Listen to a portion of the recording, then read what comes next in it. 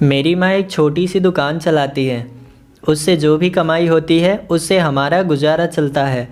मेरे माँ की एक आंख नहीं होने की वजह से मैं उनसे नफ़रत करता हूँ, क्योंकि जब भी वो मेरे स्कूल में आती हैं मेरे दोस्त मुझे तेरी माँ की एक आंख है कहकर चिढ़ाने लगते हैं। मेरी यही इच्छा थी कि मेरी माँ मेरी पर्सनल दुनिया से दूर रहे, इसलिए एक दिन गुस्से में मैंने कहा, माँ तुम्हारी आँख ना होने की वजह से जब तुम मेरे दोस्त के सामने आते हो तो मेरा मजाक उड़ाते हैं, तुम मर क्यों नहीं जाती।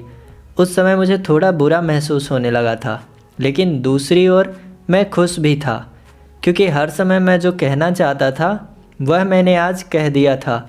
लेकिन ये सब सुनने के बाद मेरी माँ ने मुझे कुछ नहीं कहा, और मुझे भी नहीं लगता कि मैंने उनसे कुछ इतना बुरा और दुख देने वाली बात कही हो। मैं इस गरीबी से और मेरी माँ से दूर कहीं जाना चाहता था। तभी से मैंने बहुत पढ़ाई की। मैंने अपनी माँ को भी छोड़ दिया और पढ़ने के लिए दूसरे शहर आया, और वहाँ के यूनिवर्सिटी में मुझे एडमिशन भी मिल गया। इसके कुछ सालों बाद मैंने वहीं शादी कर ली। मैंने खुद का घर भी खरीद लिया था, फिर मेरे बच्चे भी हो गए थे। अब मैं खुशी से एक सफल इंसान की तरह जी रहा था।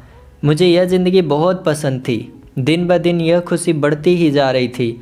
लेकिन एक दिन अचानक मेरी माँ को मैंने अपने दरवाजे पर देखा। तब सभी मुझसे पूछने लगे कि यह कौन है, तो मुझे कहना पड़ा यह मेरी माँ है। तब मुझे ऐसा लगा जैसे मेरी सारी खुशियाँ आकाश से नीचे गिर गई हो। मेरी माँ की एक आँख के डर से मेरी छोटी बेटी भी भाग गई थी। तभी मैंने भी मेरी माँ से पूछा, तुम कौन हो? मैं तुम्हें नहीं जानता। मैंने इसे ने डांटते हुए कहा, तुम्हारी हिम्मत कैसे हुई मेरे घर आने की और मेरी बेटी को डराने की? चली जाओ यहाँ से। इतना सुनने के बाद मेरी माँ ने शांति से मुझे जवाब दिया, ओह मुझे माफ़ करें, शायद मैं गलत एड्रेस पर आ गई, और वह चली गई। मैंने भगवान का शुक्रिया अदा किया कि उन्होंने मुझे नहीं पहचाना।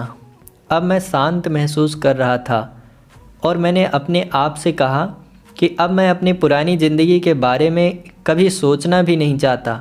कई दिन खुशी से बिताने के बाद एक दिन मेरे पुराने स्कूल का लेटर मेरे घर आया। मैंने अपनी पत्नी से झूठ कहा कि मैं बिज़नेस ट्रिप पर जा रहा हूँ। मेरे पुराने स्कूल को चला गया। उसके बाद मैं अपने पुराने घर में गया।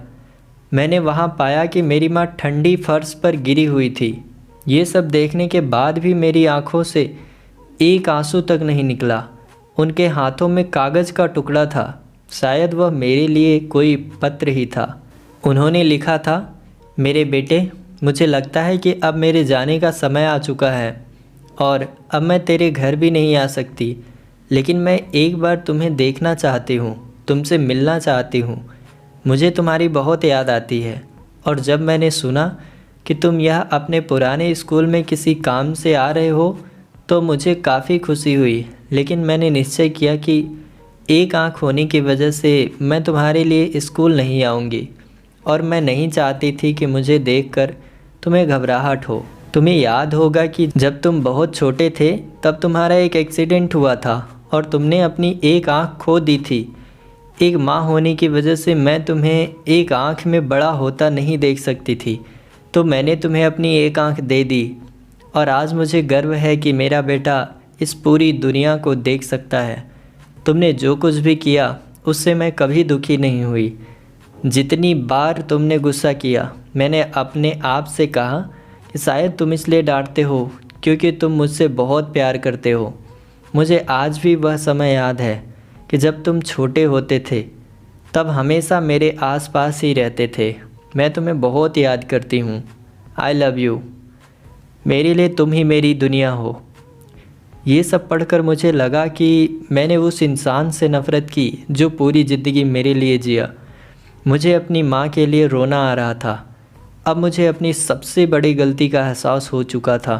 दोस्तों, किसी इंसान के अपंगत्व के लिए कभी उससे नफ़रत ना करें, कभी अपने माता पिता की बेइज्जती ना करें। उन बलिदानों को कभी ना भूलें। उन्होंने ही हमें ये ज़िंदगी दी है।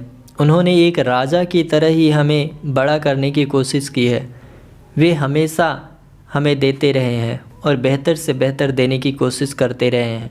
वे हमारे हर सपने को पूरा करना चाहते हैं। वे हमेशा हमें सही रास्ता दिखाकर प्रेरित करते हैं।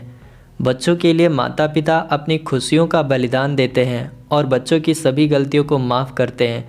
हमें हमेशा उनका सम्मान करना चाहिए और उन्हें प्यार देना चाहिए। दोस्तों, अगर आप भी अपने माता पिता से प्यार करते हैं तो वीडियो को लाइक करके चैनल को सब्सक्राइब करें और कमेंट में अपना नाम ज़रूर बताएं। धन्यवाद।